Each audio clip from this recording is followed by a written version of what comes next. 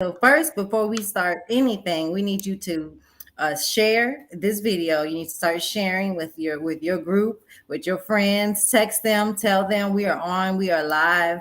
It's so important that not only do we just watch it for ourselves, but we spread it to our audience, to the people that we influence in our circle. So make sure you do your part in supporting the Black Podcast by sharing, sharing, sharing. We have a great guest today. You know about my background already. You know about Brian's background. I want to make sure that we have an opportunity to get all that we can out of our guests. And so we're going to dive in very quickly.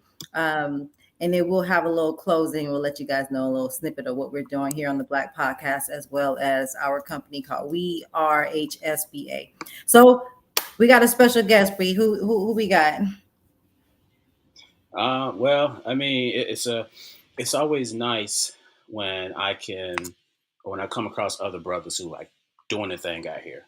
Because coming out of South Mississippi, there's a lot of people that talk a big game that say we need this, we need that. They point the finger and say, "Will you change this? Will you change that?" But to see people who are actually out here being the change, as they say, being the change that they wish to see in the world, is always great.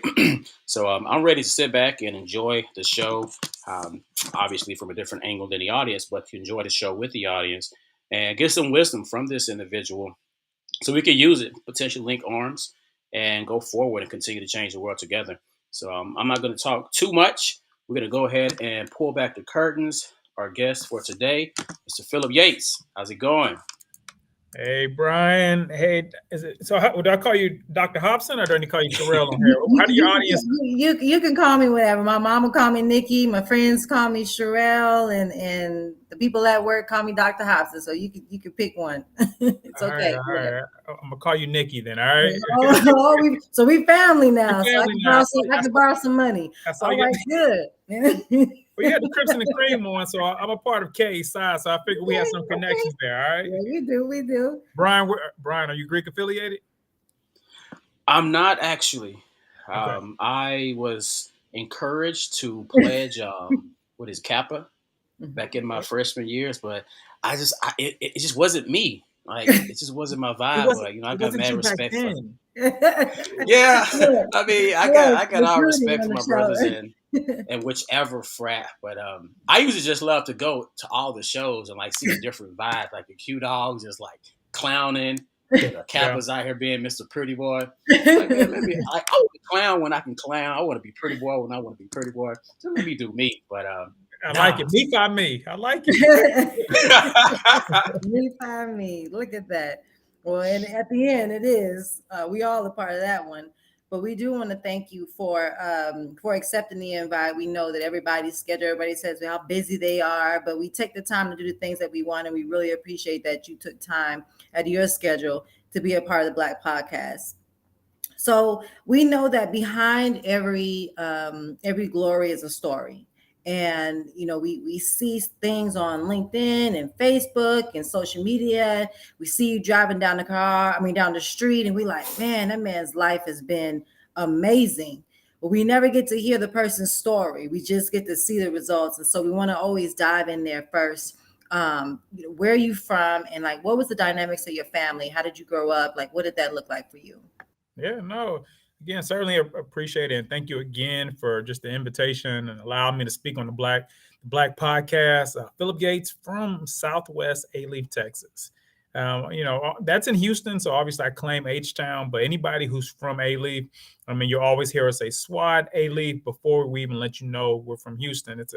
I was my some of my friends growing up we used to call it like a suburban ghetto because we weren't from the most I guess the neighborhood suffering from the most poverty or most impoverished or neighborhood, but it was a community where you had an opportunity to walk between the lines. Where on one side of the fence you may have your more affluent and people who are doing well, and on the other side you had the people who had no choice but to maybe do some illegal things to make it. And so it was a very diverse community. In fact, it's still one of the most diverse communities and inside one of the most diverse counties in this country. I always say now, I've claimed the things like Toby, the rapper, who, if you're familiar with him, he's from A-Leaf, and Rashard Lewis, who came out of high school playing basketball. So we got a few people now we're all the people are hopefully doing amazing things. But grew up in A-Leaf. Um, honestly, my dynamics was I feel like I got lucky half the time because I wasn't the smartest person in the classroom. I feel like even in the litter, when I say litter, my brothers and sisters, I have very talented brothers and sisters. But I was fortunate enough to have good support from everybody around me, from the teachers, the coaches, the friends, my parents, to everybody. So even when I made mistakes, there was always a safety net there. And so growing up, I made good grades in some regards, and in some regards, I probably didn't excel as much as I should have, and that's probably all of our story. But I've always been encouraged to try to do more. Some of that came from playing basketball. I played basketball all the way from middle school to college. Went to a small school, I guess maybe it might be a medium size out in Nacogdoches, Texas, called SFA. Was fortunate enough to walk on that team, play basketball for a few years. But I think playing sports and being involved in certain community programs kept me distanced from those extracurricular activities I told you about earlier that were illegal. And some of my friends didn't because maybe they didn't have a great jump shot like I did. At least I think I had a good jump shot. They ended up having to get involved in selling drugs. Some were robbing people. Some had to join gangs, and then some just didn't have any motivation to try to excel well enough so they could get into college. So I feel like that got me from through my younger years. Much like many of us in the Black community, I grew up with two parents, but then there was a divorce when I was at a very young age. And fortunate enough for me, my my mom and dad did very well with having a blended family. And so that doesn't always happen. And I think that causes trauma when you don't have a support from a male and a female. And so it really helped out because I was able to continue my growth despite that traumatic event in my family. And then I got a bonus parent. And so she's actually a part of your sorority, Nikki. We just celebrated her at Mayor Turner, who's the mayor of the city of Houston. She was the first Black immigration judge in the United States, first Black female. And so think about, I mean, even if you just think about all of our stories, most of your the people who come on this podcast, your guests, their stories, we all come from a situation where more than likely we didn't see a lot of judges, attorneys, doctors. Mm-hmm. In fact, we probably looked up to Michael Jordan. Mm-hmm. We looked up to our favorite hip hop star, whether it was Mm-hmm. Scarface, NWA, or Mm-hmm. Notorious Big, or the Mm-hmm. neighborhood drug dealer. That was Mm-hmm. it. And so I'll tell you, I chose sports. My Mm-hmm. brother chose rap. He was around people who sold drugs, and then my sister was too young to appreciate any of it. But when my dad got remarried, that was my first time seeing that there was another option. And so I remember writing a letter in high school that I was going to be an attorney. Probably spelled attorney wrong. Didn't probably spelled all those words wrong except for my name, just because reading wasn't a priority in my life at that time. But that was an intervention, I believe, that allowed me to say, okay, you're on the right track, but now you have other options.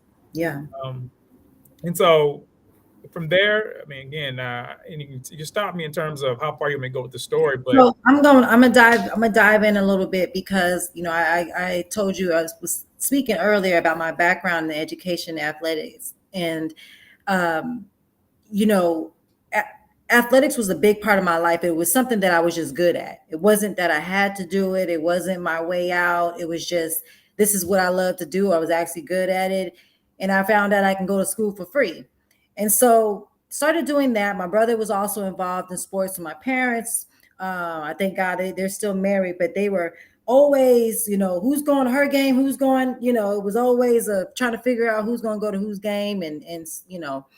Um, but I remember going to school and, getting ready to my senior year was a mess because I didn't have, coaches and people that really said, okay, this is how you get to college. You can't just be fast, but there's tests you have to take. So my senior year is here and I'm thinking I'm about to get all these calls. And when they started coming, they're like, hey, do you have the SATs? Do you have the this? Do you have that? I'm like, no, I got some times, so I had to be the one to go through that I guess trauma to my senior year of, okay, where am I going to go? Even though my parents would have paid for my college.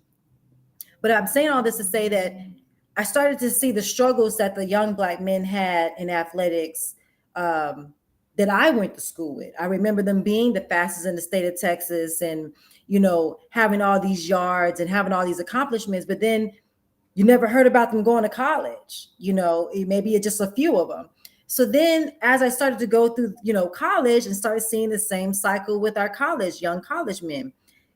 And then when I started to get into coaching, I'm like, we're still doing the same thing, right? And I just got to the point as I started to climb up in the athletic journey, being a coach. You didn't hear about Black women being athletic directors, so that was the journey that I'm on now. But Wow. you only heard about Black women. You were a nurse, an educator, or you did physical therapy. Or if you wanted to be in sports, you had to be sports medicine, which was taping feet. I'm like, I want to be the boss. I want to be, I want to build programs, because I just realized that this place that we call athletics is not a safe place for our men. Right. Once we're done doing what we're doing with them, we send them on their way. And so when you're that athlete, especially as a young man, because you decided to continue on, how did you know, like, okay, I can go play basketball, I can walk on, I'm cool with being, you got your recruits, and then you got your walk-ons. Walk-ons got to work a little harder because you got something to prove. You wasn't part of the crew, and you're going through all that unnecessary, I would say, um drive, because people can say, well, you're not on a scholarship, you could just stop Right. doing it. But you're continuing to do it even though you're having to work harder. Was it an athletic dream like that you were chasing, or did you always know, like, this is something I love to do, this is something I want to do? Like, what was that for you? When you talk about athletics, especially coming out of high school, was athletics one of your main focuses, or what was it? Yeah, I think it was a personality trait, right? It was character building where, I mean, even with, I think the fact that I'm a lawyer, right? I told you at the Mhm. beginning that I didn't make all A's growing up. And so in anything to become a lawyer, you have to go through different rigors, whether it's tests, different academia, and then you have to Yeah. pass the bar exam. Well, that's how it was for basketball as well. And maybe it's because I'm short, maybe it's because I'm Black, maybe because I'm a Black male in America and I felt like I had something to prove. Mm. And that was my way of validating myself at each level because I mean, I knew I was better than most people because I Mm. went to a school where the point guard in front of me was all American.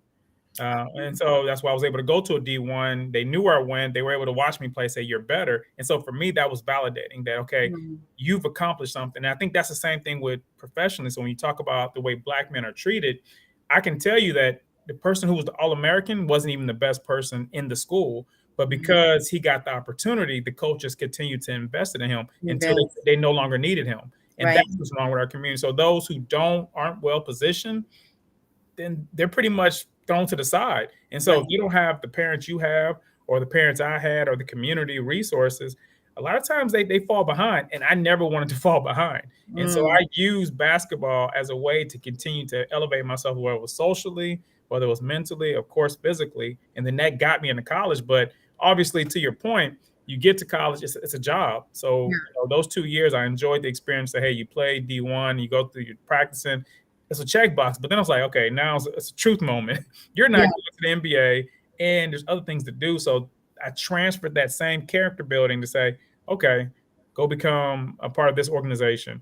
Go run this organization. Go run for student government. I pretty much did everything I could on campus, which also Mm. transferred into what you see me doing now in my Yeah. everyday life. So I think the beauty of sports, and that's why I love that you shared your reason or purpose for wanting to become an athletic director is because it does teach you life skills. So that's all it was a life skill. It was never about how many playing minutes or how many points I scored. Mhm. It was really about getting me to that next level in life. Yeah. And a lot of times, even even now, because I am in Houston, and when I have an opportunity, did it for 17 years. I've been in education for 17 years, but when I have an opportunity to, like, get in front of these athletes, it's like, it's okay to chase this dream, but you always have to have a backup plan. Yeah. And it blows my mind when I'm speaking to young men. I was speaking to some college men, young men, the other last month, and I said, it's less than 1%. So when you're looking around at your friends, everybody in this room, maybe one is going to make it. Maybe. Maybe. Yeah. And who are you? Are you in here? because one guy was laughing because they were like, man, this dude gets up at, I was teaching them time management, about their sports and their school, like student athlete. This may be an end to this. You're gonna have to have something else. So I'm talking to them about that. And so on the guy's schedule, his said 4 a.m. it said yoga, and everybody started laughing. I said, well, he may be the one. Y'all all sleep at 4. He up. Yeah. So we talk about these things, but when you're speaking to young men, when this is all they know, right? I lost my brother he was at 27 years old, and I believe to this day that they said congestion heart failure, but I believe a broken heart, because his level in his head of what success is was making it to the league, even though we wouldn't care what he would have done. We were happy with just him, the things that he's accomplished. We were excited about it. But when you have your own person, you're speaking to your inner peace and who you want to be, is a little bit difficult when you're trying to tell somebody, oh, we will love you anyways, because you have to love you too. Right. And so how were you able to transition your mind on when everybody I'm sure around is thinking about this next level of going to the league? You're kind of like, okay, check, box check. I know I have more. How were you able to still be in an environment where you still have your people that are very focused on this sport? It's always attractive to get to the next level because the money. So a lot of people who haven't seen money, they're like, man, I can go and save my family. I can. So that's all they're thinking about, is just, this is what I have to do. I have to make it to the next level. There is no other way. How are you able to be in that space and still be as disciplined as you were, to say there's more? Like, what was those conversations like? What was your environment like? No, very good question. Similar to your story, I lost a brother. He was 29 and it's a staph infection, and he was the one. He was actually a star track runner in A-Leaf, but he pursued his hip hop career aspirations up until his death. And I'll say he was definitely one of the ones who wanted me to continue on playing basketball. But in terms of me mentally, by the time I get to SFA and I walk on to this team, I realize, one, I'm not the far superior athlete, but everybody who came from my community, very few of them either in college or especially on a Division I basketball team. So that was my validation process. And so even going back to the journey, you only see three options, right? You could have been a drug dealer, you could have been a hip hop star, a rapper, or you could be a sports athlete. Well, by the time I get there, I've already had some interventions. Like I said, having a stepmom. And so I'm already thinking, wait, I can do more. And there's more that can validate me. And it wasn't about money. It was about impacting the community at that point. And so my focus shifted to, yeah, cool. I got a pretty cool jump shot, but it's not as good as, somebody who's playing for Duke right now in North Carolina, or even the starting point guard at SFA at that point in time. Two, I think exposing yourself. And I tell younger people, you have to expose yourself to books. Like my mother, another intervention, she gave me a book called Why Should White Guys Have All the Fun? And it was about Reginald Lewis. So I believe he's like the first Black billionaire in this country.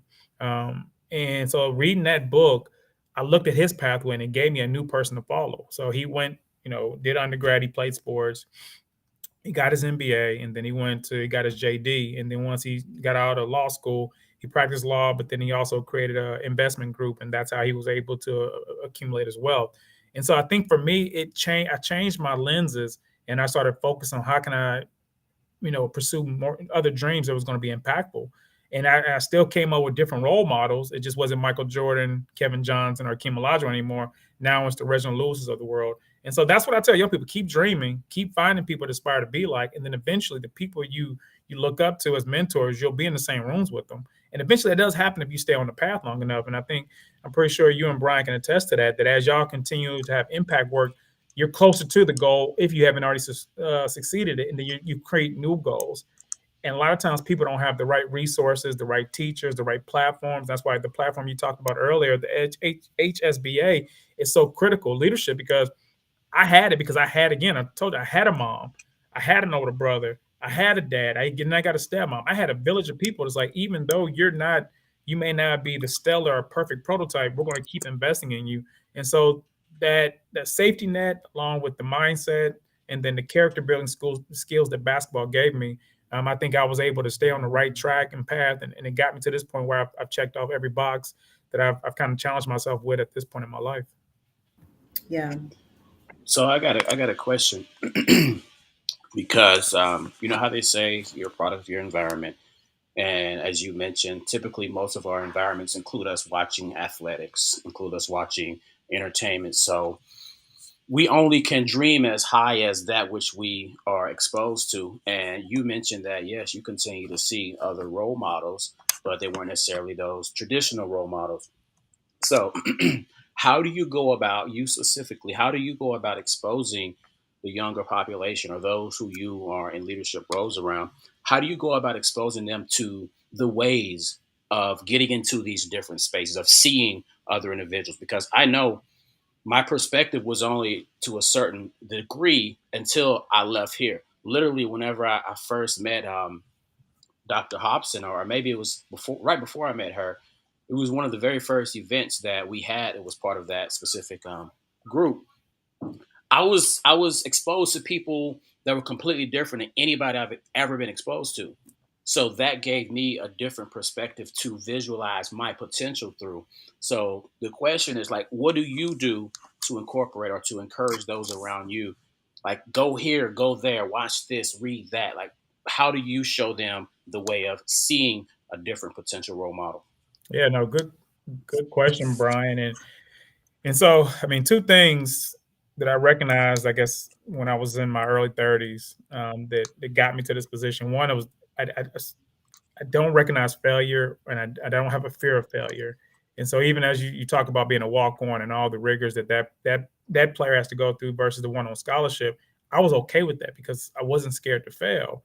The other one is the fact that I realized that other people gave me the opportunity to get where I'm at, right? So it wasn't like I was the one who created the opportunity. So once I realized that, I began to have this, not so much survivor's remorse, but it was survivor's remorse because I was like, I could have been my friend that's going to be in jail till 56. I could have been the friend that's dead. I could have been the one that has is going to have challenges meeting his economic or family or social goals. But I'm not because somebody else created an environment for me to succeed. And so if you know, telling my background now, yes, I have a profession that allows me to afford a lifestyle that, you know, my family don't have to worry as much as maybe some others do in this country. But I also feel like I have a responsibility. So I joined organizations that give people similar pathways or opportunities. So case in point, another intervention was while I was in law school. I went through a internship program through now Commissioner Rodney Ellis here in Harris County, and it sent me to Austin during the legislature, and I worked for the Speaker of the House. And so at this point, I was pretty much rubbing elbows with the people, the policymakers in the state of Texas, and at some points the country, depending on who wanted their agenda to move forward. And I was like, man, it just exposed me. Like, this is where it happens. This is where you make change. And so as soon as I got back, one, I used the platform I had at the Houston Area Urban League to try to introduce more people to ways to get civically involved. And then I worked my butt off to get on the board for the League of Women Voters and make sure they had some diversity. And then I opened up other doors to when they started reaching out and say, hey, there's a call to action to add people to be a part of this. I got people who look like me to join the board or sent them applications. And the same thing with a number of other programs. And that's from a level, not saying just something that's Black related, but I can talk about like the 100 Black Men, the Urban League, and programs I've created because I feel, again, somebody gave me this opportunity. I created programs such as like Small Business University and my Equilibrity program, and even in the venture capital space where I'm really just trying to build a ramp or a bridge so that we stop falling in the gaps with our dreams. Because it's not only the people who want to be basketball players. We do that because that's the easy thing to be an athlete. And when I say easy, not just easy to accomplish it, it's easy to dream it because they put it in front of us. It's easy to dream that you can be an athlete. It's easy to dream to be a drug dealer because even in the movies, even if people get awards for the movies, actors, it's the people who play the drug dealer. And so I'm trying to figure out how do you get the people who catch them early and fill in that gap with a bridge so that people can dream a little longer so they can be like us on here and live out their dreams, whether it's, you know, in a professional way. And so I've done that with the resources and networks that I've built over time, and so far it's been really, really fulfilling. Whether again, Black Entrepreneurs Week, Equal Liberty, Diversity Fund Houston, 100 Black Men, all of those are really about capacity building opportunities to get people to that next level, especially people who look like us and from communities that we come from. Yeah. And I love that you it's we always talk about this. I think we had a couple of shows prior to, and it was like we were speaking on the crab in the bucket mentality, and you know this competition that we still have. That I don't know will we ever get past that, but um, we tell people it takes people like you and I, like Brian, that people used to always tell me that when I started working at the HBCU, oh man, don't do that certain job, it's a lot of work. I'm like, I've been okay, so it's like I've had a lot of work when I was working 4 jobs and driving in 4 different places. I'd rather be a lot of work in one place than how I was all over Houston, driving all over the place. But when you talk about, you look at life a little bit different when you go to an interview and someone says, how do you handle failure? I was like, I don't look at anything as failure. I look at an opportunity to what can I do different? And I'm always thinking ahead anyway. So I'm always, oh, okay, this don't work out. But I already know what I'm about to do next for the most part. And so it takes people like you that say, well, maybe I have to be the person to sit at this table to make, change. We can't all sit at the table and all look the same and think that change is going to happen. It takes someone to break that ceiling to say, okay, I'll go first and I'll bring the others, or I'll go first and I'll speak on behalf of the Black community. And so I'm always so grateful for your resiliency and your love and passion for what you do, because if it wasn't for people like you getting in those spaces, there wouldn't be too many Black men that could walk around Houston, or kids from A-Leaf. My boyfriend's from Mo City. He has all he talk about is Mo City. And so if I don't know every Mo City song, it's like I almost thought you were gonna break up with me. But I'm like, bro, I'm not from here. I don't know. You don't know what that is? You need to do your history. Okay, all right. Right, right. Okay. So, and so it's like when you're come from that type of, because those are communities, and you get to see that one that make it and everybody's cheering like, man, this one. So that comes with a lot of pressure too, of being the person that has to make the room, to have to be the person that sit at the table. Did you ever feel that type of pressure, as you were checking your own personal and professional boxes? Did you ever feel like, man, I have to make it to this place because people are counting on me. People are counting on you to make it so they can, to have hope in the community. Have you ever felt that pressure of just, not going through business as usual, but making sure that you check these boxes? Or were these your own pressure that you created in yourself? Man, yeah. For you guys not to write down questions, I ask pretty good questions. I want y'all to say, I want to give y'all that. I appreciate that, because I think that's something that I consider a lot in our community, and that it needs to be more people like us three. Like, almost says that we don't need to follow anybody. Like, we don't need leaders anymore. Mm-hmm. Like, there's people who've done the work. Like, we have ancestors, we have civil rights leaders, we have people in our family that had to truly sacrifice to give us a platform. At this point in time, you're supposed to be investing in yourself. But to your point, we know that there's still a huge deficit in our social and economic constructs and the way our communities are set up in this country. So more work needs to be done. And so going through the process, I felt one, I put pressure on myself, because I felt like I was supposed to do it because of those people who invested in me.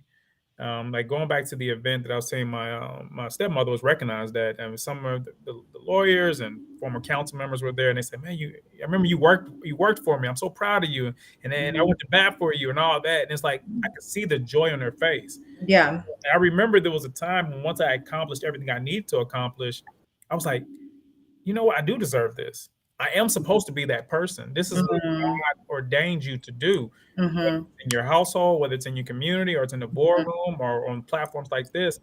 We're supposed to be here. We're supposed to be having this conversation because somebody else needs it to know that, Mm-hmm. hey, if they can do it, I can do it. And that's why, earlier you talked about, no, before we got on, both you and Brian just kind of reiterated, we want to hear about, the pitfalls. Like, don't, we don't like the fact that everybody makes it look easy.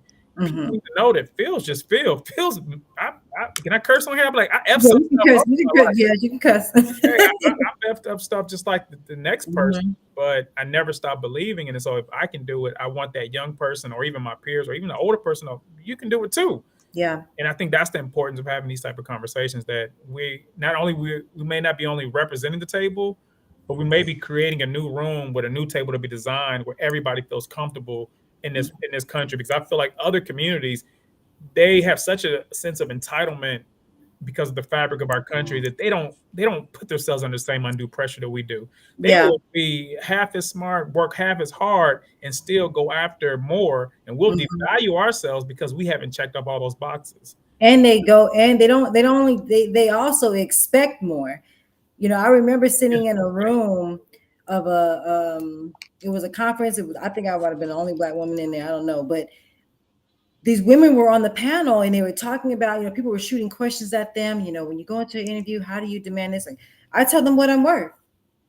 They ask me, how much I want. I tell them how much I want. And I was just thinking, how many times have we just took whatever we can get, because with the mindset of, well, if I just work my way up, if I just work my way up, when do you get to the point where you, like you're saying, you know what, I'm supposed to be at this table?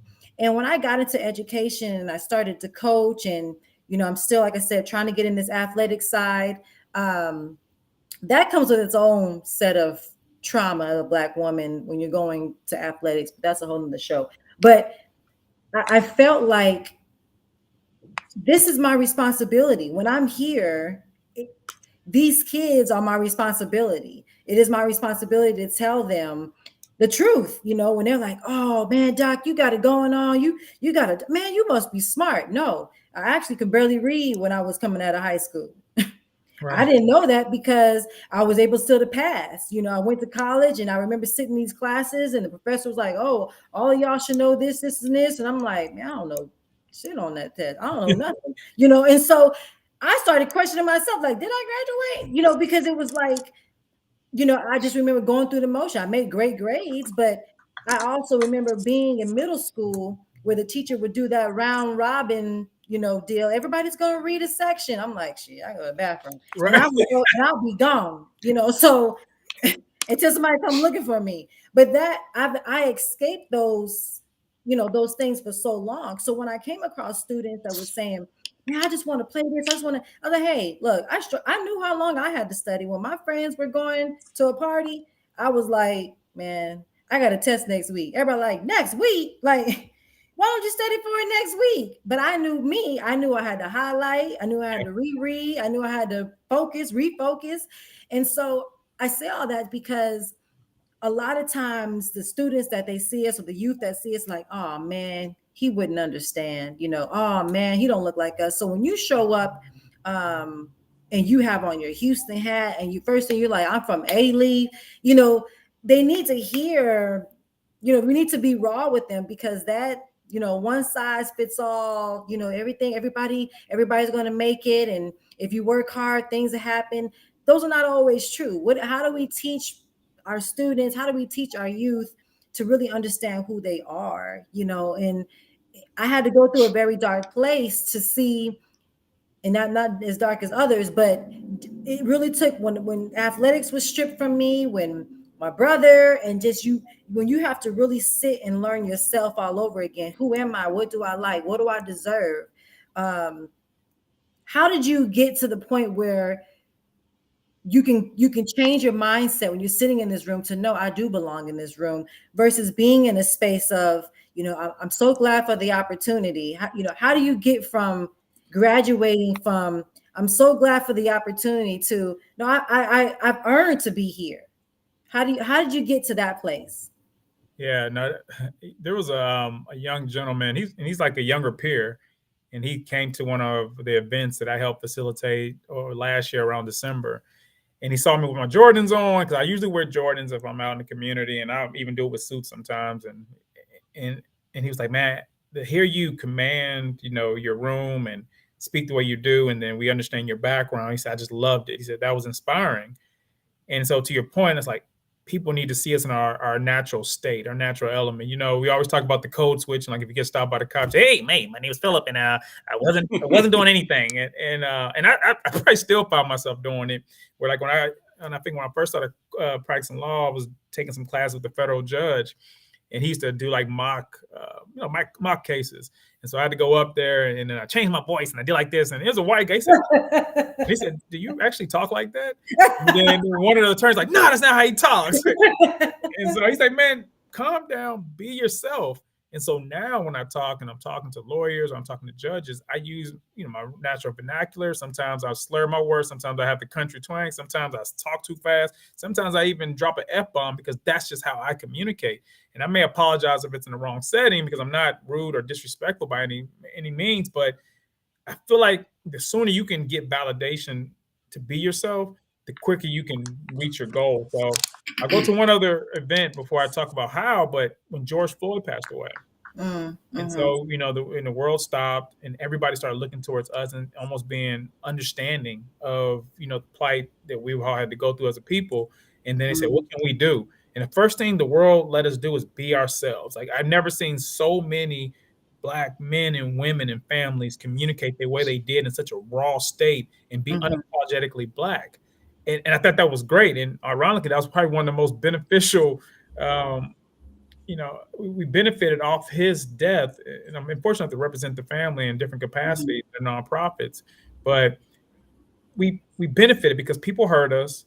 They actually responded with checks, and they started mhm, going into the community and investing because we were saying what we needed, and we weren't trying to tone ourselves down. yeah. You said we showed our true value and worth in this community, and people are still using some of those dollars that were allocated to do great things in the community. For me, I think it was setting goals and then eventually validating, like Mm, accomplishing those goals. So once I got married, that was an important step in my life. It was a mhm, milestone to say, "Man, you got a family." yeah. I got a daughter. It was like, "Damn, you're a dad of a little girl, and you got a son." Telling you, like there's nothing you can tell me that is not more important than them. So if I'm out grinding, whether it's in law or in the community, I got to go home to them. That's who I got to answer. And I got a wife that I'm responsible for. So I do Mm, believe preaching that family's okay, no yeah. matter who having that life partner. Have If you want to have offsprings doing that, I think that's something we need to start teaching a little early. Because I know when we were growing up, it was like being a player, having a fun. Hey, Mhm, let me accomplish all these goals because I'm gonna get to that later. It's like I was literally breathing, I was eating and breathing that stuff for the longest. yeah. Like be a player. It's like that. Honestly, if I probably got married sooner, obviously if I'd have met my wife sooner, then I probably would have gotten more level headed and been able to see clearly, I guess, who I am, and then be able to project that out in the world. And I do think accomplishing goals, like we need to have goals in our to our young people. Hey, you need to graduate from college or vocational school or some kind of training to reach whatever goal that is. Like they need to know what the steps are, Mhm, whether it's an internship, something. We got to put milestones in place because that helps validate a person. And if you mhm, reach enough of those milestones, you get a little bit more confident. And that's what happened to me. I started reaching all these goals, and so by the time I had my own law practice, if I'm in a room with you and I've already started programs, I started businesses, I'm married, I have kids, there's very little you can tell me that I'm not contributing to the world and why I'm not valuable in this room. So that's kind of how I answer that, and I think that's the way we can also hopefully create a program for our young people as well. yeah. Yeah. I think it's like I'll just rewind maybe like 15 minutes ago when you mentioned um, like those who set the blueprint, those who like came before us, civil rights activists, so on and so forth. They were the leaders, and we don't need all these leaders necessarily right now, but we need people to actually do the work. It's one of the things that I look at, whereas so many of us or so many young people in today's day, they'll see that influencer who's hot right now, and I want to be like that person. Like that is the person that, oh, that's so inspirational to me. Like I follow this person, and all you're doing is following, liking, validating them, but you're not doing any work to get to where you can be that someone is inspired by. So that's one of the quarrels that I have with the social work profession. Whereas so many people in the profession point their finger at somebody else to be the leader, somebody else to do or to set up the infrastructure, so to say, of what needs to be done. But yeah, like those people already came. They already set it up. We just have to do the work. We don't have to recreate the wheel. Let's just take that wheel. We can put some extra spokes on it. We can refine the rubber on it. Like, it's been laid out.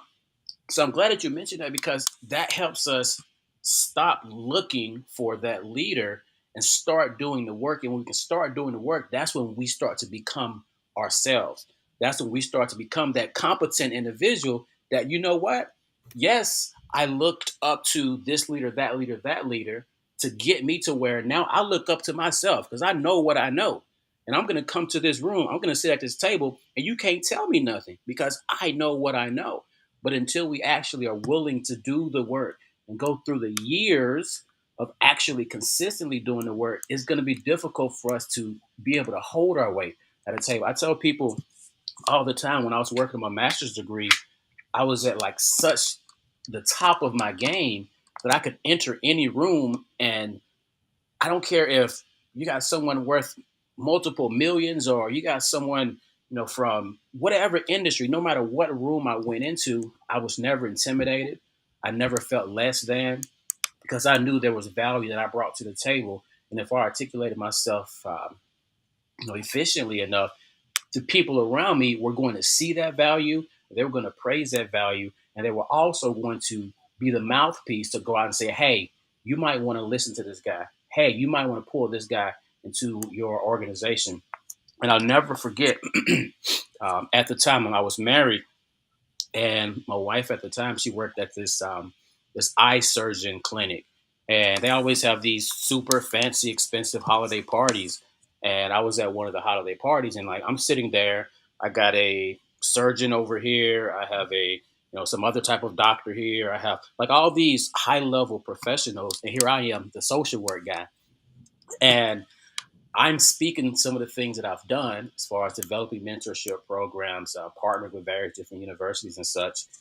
And I spoke it with confidence because I've done the work. So I Mhm. know what I'm talking about. So when I was able to tie that into the things that their children were going through, like my value at that table just skyrocketed. But not enough of us are willing to let me do this work. So when I get my seat at the table, I can hold that seat. There's so many points that you made there, and I'll just touch on one that is another thing. Something else that's important to me is you talk about people developing a skill set, basically, or a profession, and then working hard at it, and then being able to bring it to the marketplace, like the way in a way you have. And I think because of technology, social media, capitalism, where people, based on their people are able or allowed to put value on other people's lives or their backgrounds or their professions, and then that determines their worth, mental mindset. But that's not how it was created. Like in the biblical days or in the original, economy, I think model, it was like a farmer system where you just had to have something you brought to the market, and then they traded it.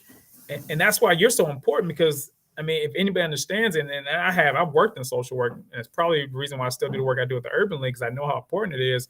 I like you value it just like you value the teacher, the athletic director, you value the attorney, the doctor, the farmer, the person who does clothing. I mean, I think making sure that our young people understand that it's not about being an influencer and you just talking about it and glorifying it, because you're right, you're making somebody else more valuable that really shouldn't even have your time, versus you getting involved in something, investing that time in something to create the actual process or system that you can value, like that you can build off of. I've seen, I don't know, I've seen a lot of people do it. I've seen people who aren't even young. I see a lot of my peers, when they send me stuff, they're sending stuff to somebody I know did nothing but read an article, cut, post, repurpose it, say it, and then maybe say it with their own personality and flair, and they fall in it, and they just devote all this time. Like, that person's never done the work. That person's never created a program. That person's never sold a stock a damn day in their life, and you're listening to them as if they're the person that's going to take you to the promised land.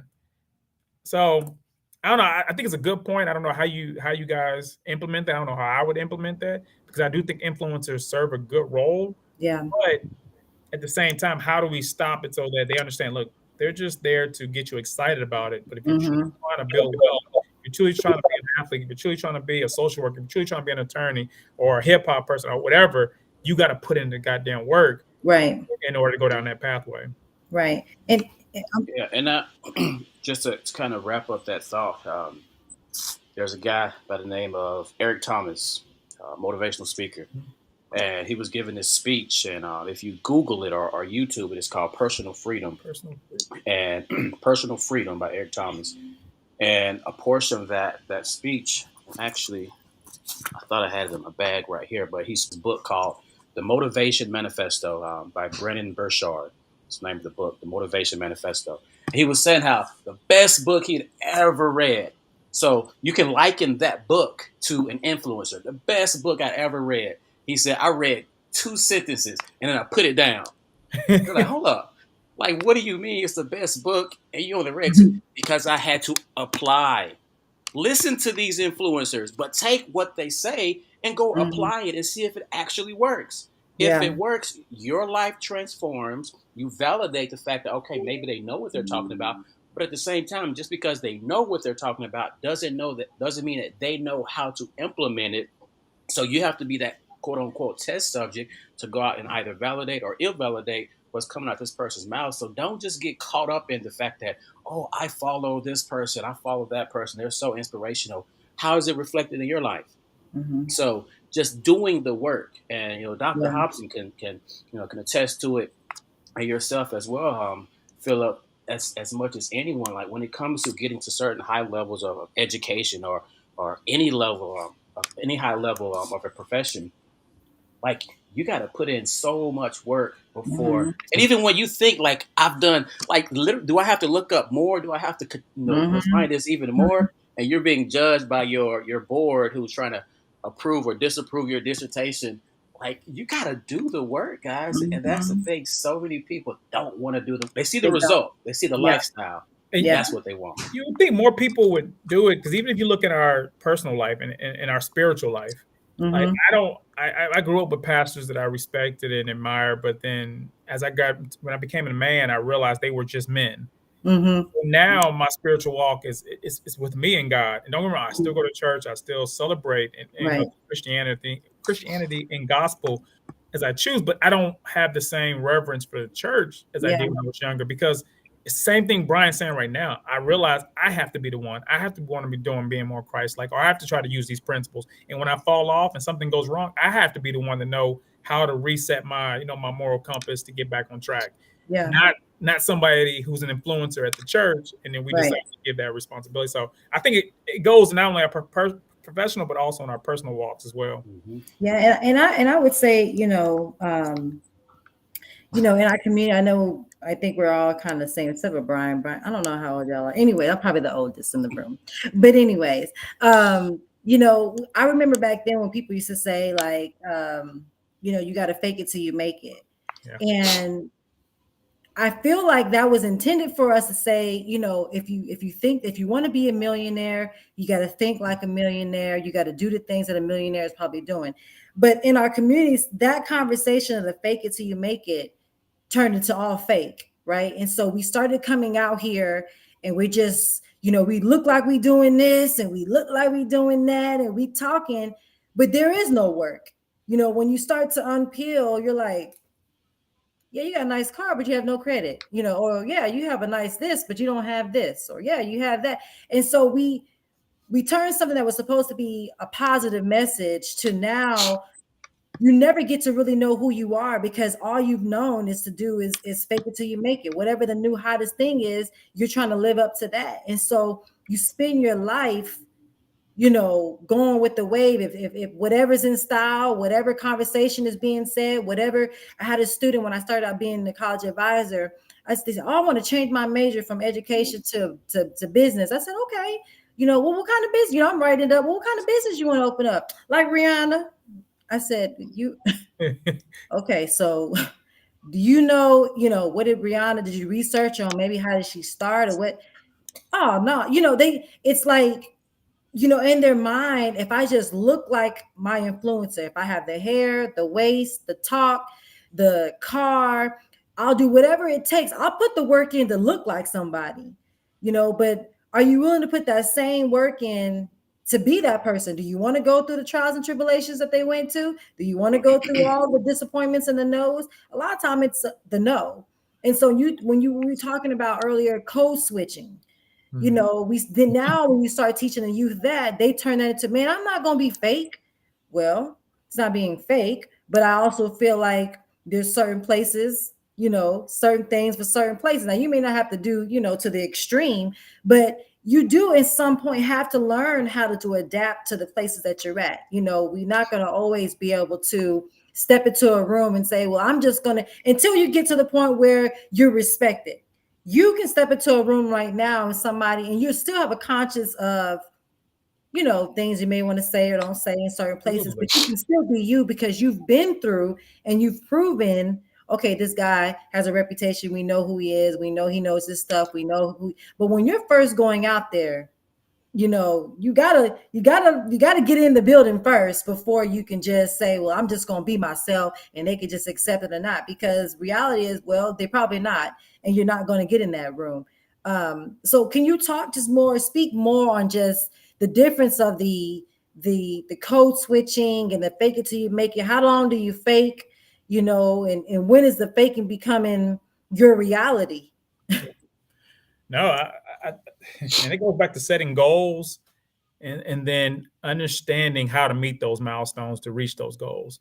And because there is a time and place for everything. You're right. The way I speak when I get home, or the way I speak when I'm with my boys, is totally different than the way I may speak with my colleagues, or when I'm in court, or when I'm in a meeting. And people need to know that that's not code switching. That's called being responsible. That's called being a professional. And that's actually called being secure as well. That you understand that you have a responsibility wherever you go to be your true authentic self. And my true authentic self in court is not the same true authentic self I am on Saturday night with the guys on guys night out.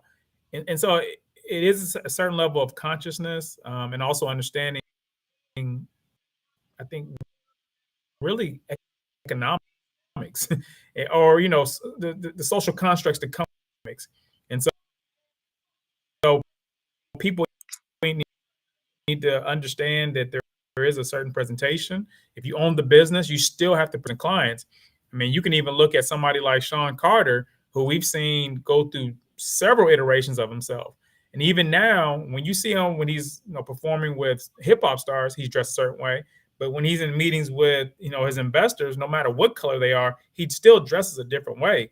But he also has a certain level of comfort where he's growing his hair out. And he doesn't care what you say because, hey, I own all the platforms in which I work for. So yeah, you do get you get some flexibility and some leeway, I guess, as you begin to grow in your space where you can be comfortable and you make certain decisions.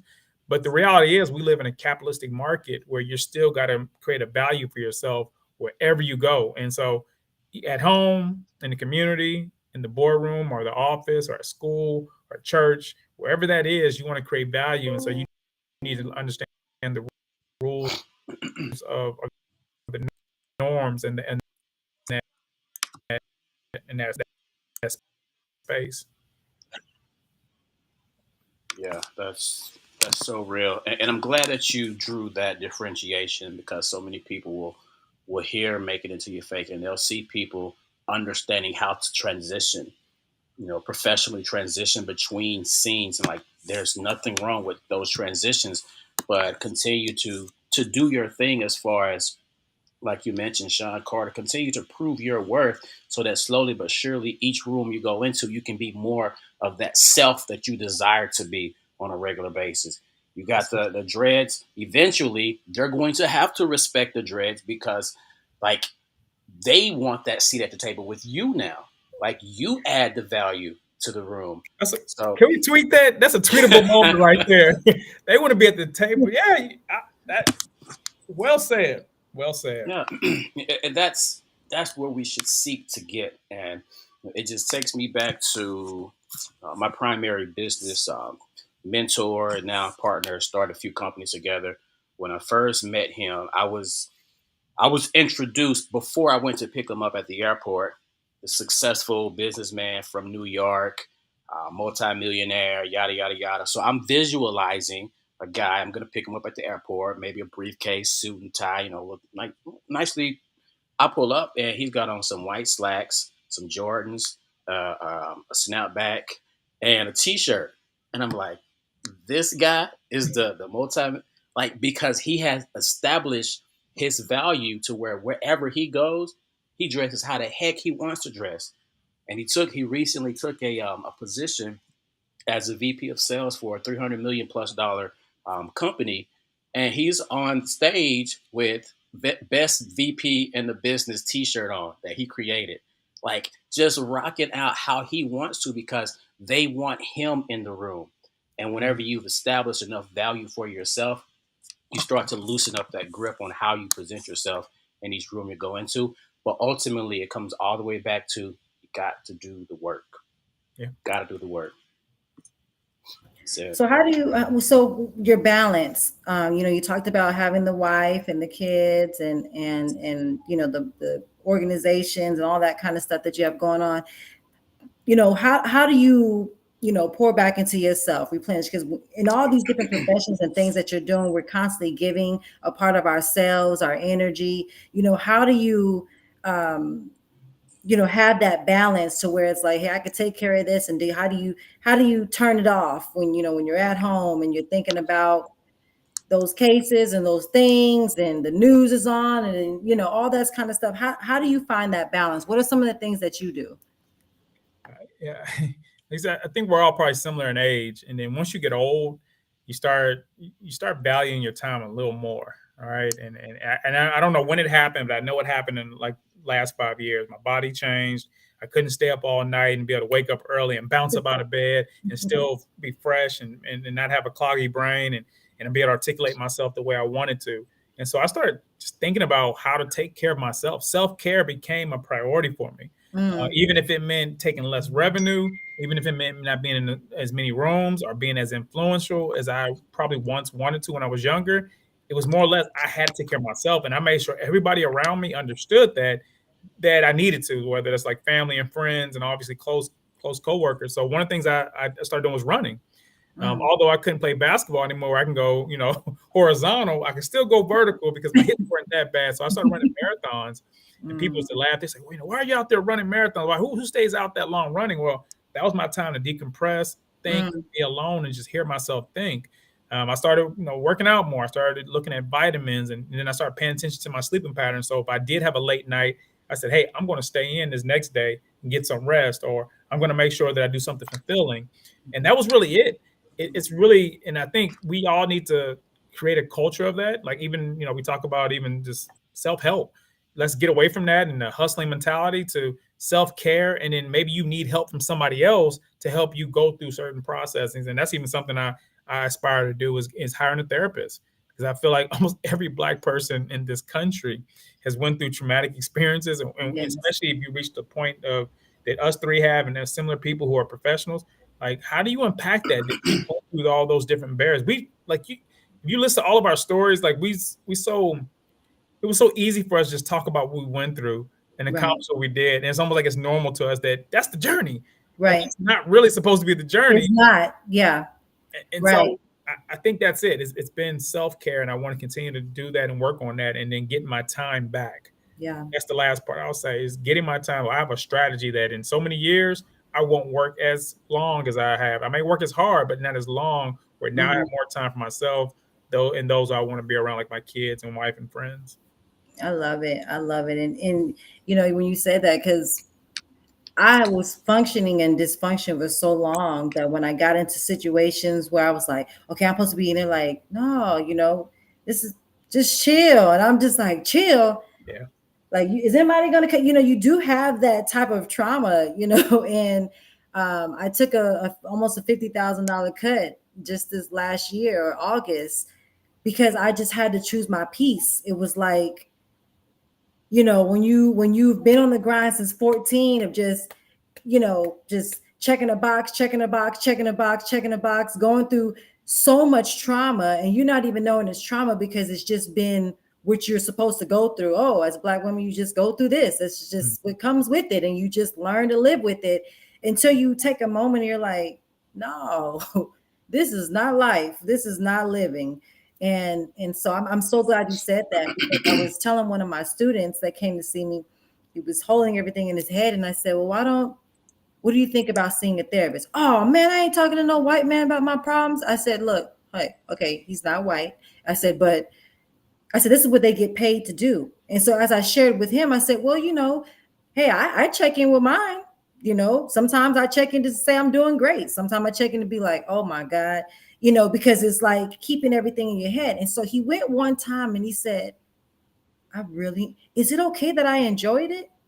You're just having a conversation with somebody. They're giving you some suggestions on things that you should do, but they get paid for you to dump it. And now you don't have to hold it all in your head. So I'm Mhm. so glad that you say that, because we still think of getting a therapist or going to go talk to somebody as something negative, and it's not. We invest in everything else. Why not invest in your mental health? And stop doing the what you said, the self help, because that's what we've been doing. We just been surviving. um you know you just survive mode, like you just constantly, and it's just like, I'm 41, I'm tired of just surviving. I want to live my life. I want to enjoy my life, even if it's, like you said, taking a pay cut, or cutting some things out of your schedule that maybe you thought you wanted to do or didn't want to do, and having that freedom to say, you know what, today I don't want to do anything. My friends always laugh at me like, what are you doing? You're on your way home? I'm like, yeah. And then what, you're gonna take a bath? Yep. It's 5 o'clock. I don't care what time it is. Right. If I want to sit in the tub at 5, I'm going to sit in the tub at 5, because I enjoy being in my space, and like you said, having your unwinding a little bit. So thank you for saying that, because in the role that you are as an attorney, the things that you're doing, people always expect you to be okay, and you're strong and you're all right, and he ain't got nothing going on, and he can, he deal with stuff all the time. He could just bounce back. So I really appreciate you saying, you know what, I think I need to put that on my schedule. No, absolutely. I think they got a thing called the black tag. So not even for the attorney, but the ones who all made it. All of us, they look as professionals, and you're doing it. You're hosting your podcast. You're doing your thing in your business with your business partners. You got your profession. They think you're invincible. And so Mhm. you're the one that everybody taps for advice. Sometimes to borrow money. Sometimes to borrow too much of your time, and they don't think that you need that break. And a lot of times we do that to people in our family. And then when that person's gone, it's like they have nothing to leave behind. And so, like you said, something about being in survival mode. I think also around self care, we need to start investing like to life insurance, and how do you transition this conversation, this wealth of knowledge that you guys are bringing to us in the community, and make sure that somebody else not only get the knowledge but also the monetary resources, so that Yeah. we don't have to keep reinventing the wheel that Brian talked about earlier. We don't have to keep resetting the button. Let's make sure that it's already there, it's written in stone, and it's transitioned. But I think Mm. that takes us, again, like you said, I'm gonna say Nikki, because I'm one of your friends now. Yeah. I think it takes us getting out of the survival mode to have the capacity to think through all those different things that you need to do for yourself. Absolutely. Absolutely. So what do you have that's coming up? What do you have, any events, any books, anything that we need to know about? Kind of share with us, what you got going on right now currently. No, absolutely. So for the rest of this year, I'll be working on just releasing the next version of my mobile app for Equal Liberty. That's at www.equalliberty.com. Just for those in your community that come across it, that's EQUILIBERTY. Along with that, we have our Black Entrepreneurs Week. And so I know one of the things we're doing is helping Jerome Love and the Texas Black Expo celebrate 20 years. That'll be May 19th through the 21st.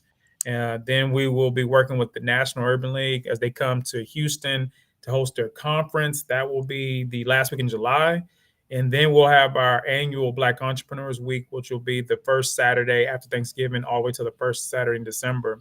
So if you follow me online, whether it's via Instagram, LinkedIn, or one of the websites, I'll make sure I just put other reminders out there. But would love the support, and for you too, and anybody in your community to show up, and like, so we can continue to grow our networks. Well, I'm definitely gonna be Which which social platform would you say you're most active on right now? Probably I like I do LinkedIn when I have events, so people can add me there. But I'm not as active as I probably should be on LinkedIn. So mainly Instagram is my favorite. and that's PJY underscore equilibrium. That's I think that's probably the one I'm most active on. And but I do have Facebook and those other. I guess those three. Now spell equilibrium for us one more time. It's EQUI and then LIBERTY. And I kind of Got put it. that word together based on equilibrium and liberty. So Mm, Like just that. finding your balance and then finding your way in the economy and then having the love it. opportunity to choose the life you want to live. Hmm. I Love like it. I that. love it. That is awesome. Well, I'm definitely gonna try to keep up with you at all over Houston and all these other events that you have going on. So make sure you let me know. Keep me posted. So everybody, please make sure you go to IG, follow my IG, find out what we're doing, what he's doing in the Black community, what he's doing within his organization and businesses. We just really appreciate you for just being you, and very very grateful for this opportunity. It was definitely a blessing, and just continue to do what you do, and because you're doing it well, and it was truly an honor to know you and have you on this platform.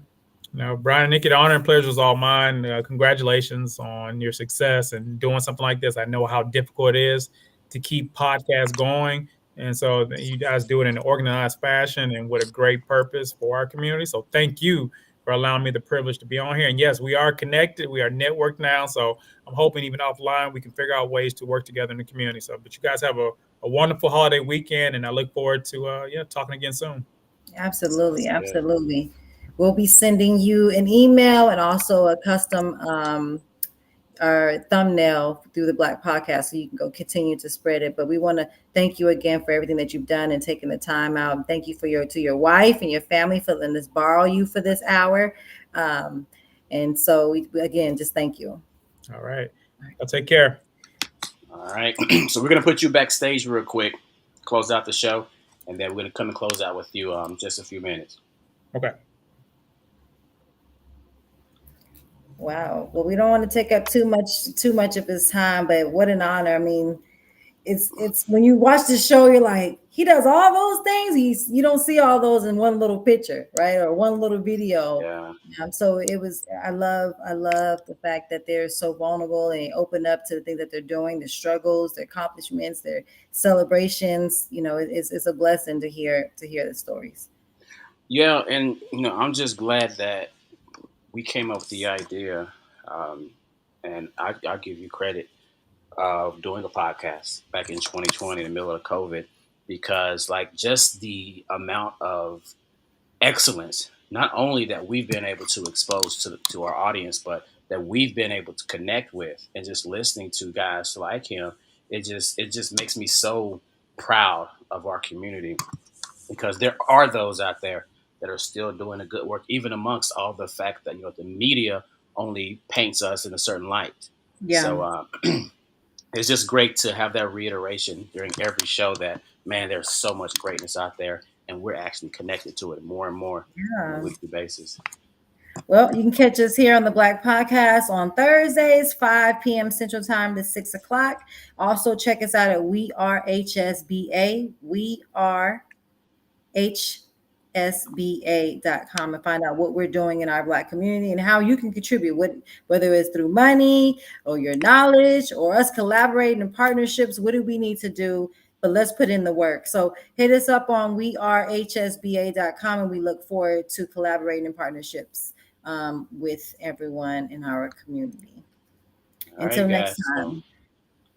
like she said, until next time, you guys go out, keep pushing the good work, keep sharing, and look up these guests. Go study them, participate in their events, learn from them, and then do the work.